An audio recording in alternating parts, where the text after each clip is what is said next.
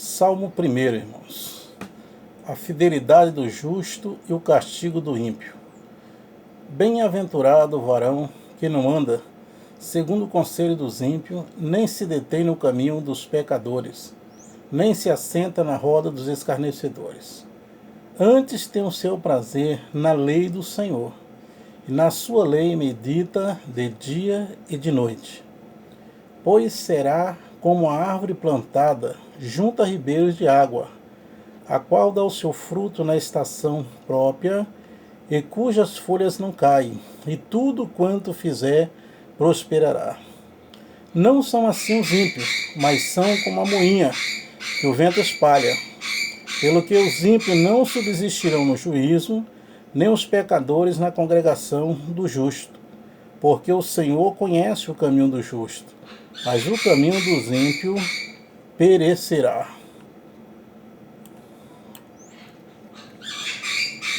Bem-aventurado o varão. O Salmo de número 1 serve como introdução a todo o livro dos Salmos. Ele contrasta os dois únicos tipos de pessoa do ponto de vista de Deus, tendo cada tipo um conjunto distintivo de princípios de vida. Os justos, que são caracterizados pela retidão, pelo amor, pela obediência à palavra de Deus e pela separação do mundo. Os ímpios, que representam o modo de ser e as ideias do mundo, que não permanecem na palavra de Deus e que por isso não tem parte na Assembleia do povo de Deus. Deus conhece e abençoa o justo, mas o ímpio não tem parte no reino de Deus. 1 Coríntios, capítulo 1, verso 6 nos diz, 1 Coríntios, verso 6, capítulo 6, verso 9. Não sabeis que os injustos não hão de herdar o reino de Deus?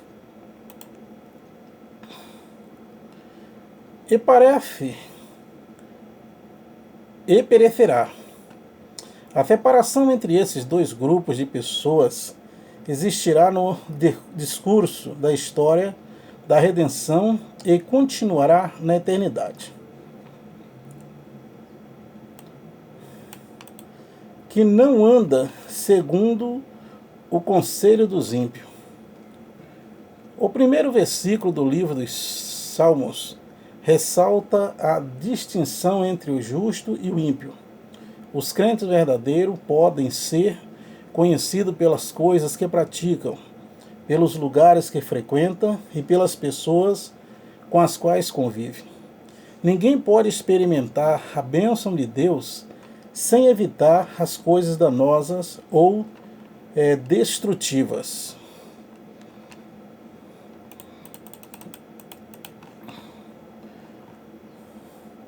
Tem o seu prazer na lei do Senhor.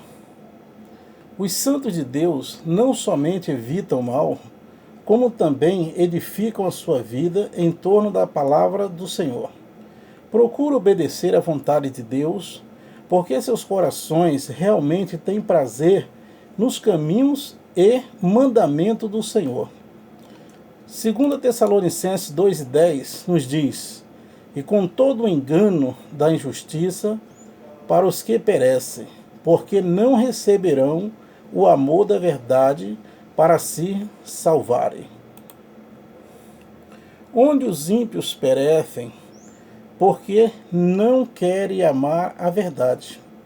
A motivação dos atos dos salvos provém dos seus espíritos e emoções redimidos, conquistado pela verdade de Deus conforme a temos na sua palavra.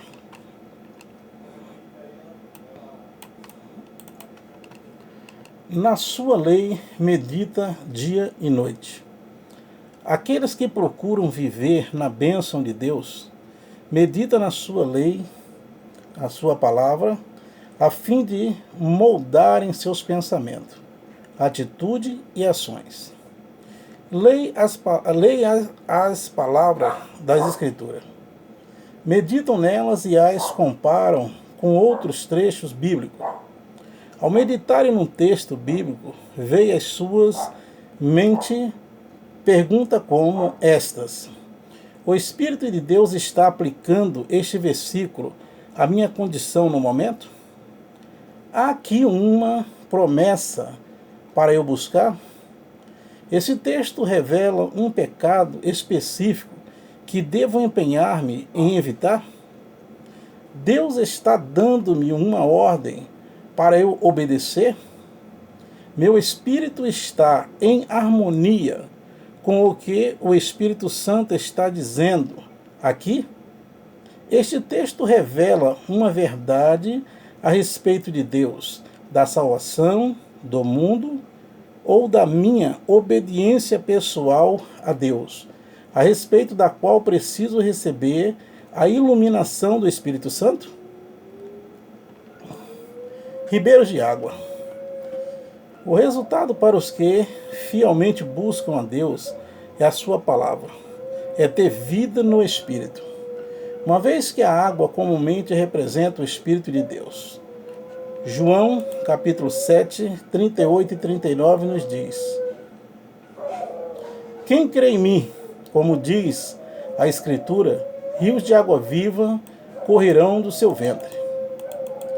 E isso disse ele do Espírito, que haviam de receber os que nele crescem, porque o Espírito Santo ainda não fora dado, por ainda Jesus não ter sido glorificado. Os que são instruídos por Deus e guardam sua palavra terão em si uma fonte de vida inesgotável da parte do Espírito Santo. A expressão tudo quanto fizer prosperará não significa que o crente nunca terá problemas, nem revés, mas sim que o justo conhecerá a vontade de Deus e a sua bênção. 3 João 2. Amado, desejo que te vá bem em todas as coisas e que tenha saúde, assim como bem vai a tua alma. Os ímpios.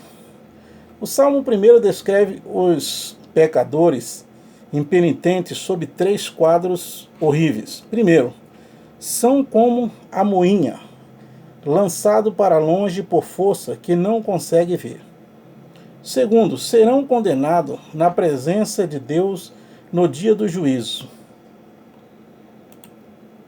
Salmo 76, 7. Tu és terrível, e quem subsistirá à tua vista, se te irares?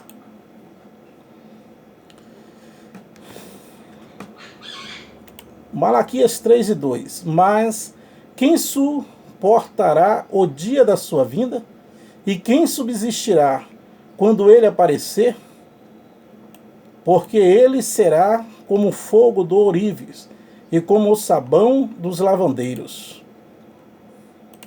Mateus capítulo 25, 31 ao 46.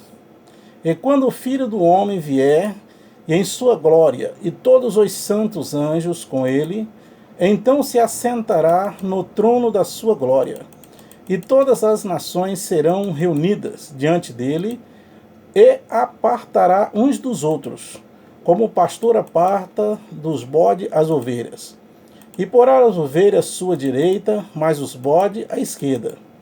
Então dirá o rei aos que estiverem à sua direita: vinde bendito de meu Pai, possui por herança o reino que vos está preparado desde a fundação do mundo. Porque tive fome, e deste-me de comer. Tive sede, e deste-me de beber. Era estrangeiro, e hospedaste-me. Estava nu, e vestiste-me. Adoeci, e visitaste-me. Estive na prisão, e foste ver-me. Então os justos lhe responderão, dizendo: Senhor, quando te vimos com fome, te demos de comer? Ou com sede, te demos de beber? E quando te vimos estrangeiro, e te hospedamos? Ou nu, e te vestimos? E quando te vimos enfermo, ou na prisão, e fomos te ver? E respondendo o rei, lhes dirá: em verdade vos digo que, quando fizeste A um destes meus pequeninos irmãos, a mim o fizeste. Então dirá também aos que estiverem à sua esquerda: apartai-vos de mim, maldito, para o fogo eterno, preparado para o diabo e seus anjos. Porque tive fome e não me deste de comer, tive sede e não me deste de beber. Sendo estrangeiro, não me recolheste, estando nu, não me vestiste, e estando enfermo e na prisão, não me visitaste. Então eles também lhe responderão, dizendo: Senhor, quando te vimos com fome, ou com sede, ou estrangeiro, ou nu, ou enfermo, ou na prisão, e não te servimos?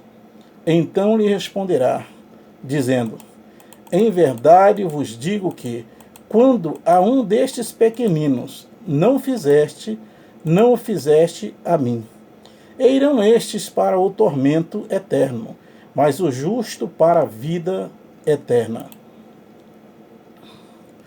Apocalipse 6,17 também ainda nos diz: Porque é vindo o grande dia da sua ira, e quem poderá subsistir? Perecerão eternamente. Mateus 10:28, para terminarmos. E não temais os que matam o corpo e não podem matar a alma. Temei antes aquele que pode fazer perecer no inferno a alma e o corpo.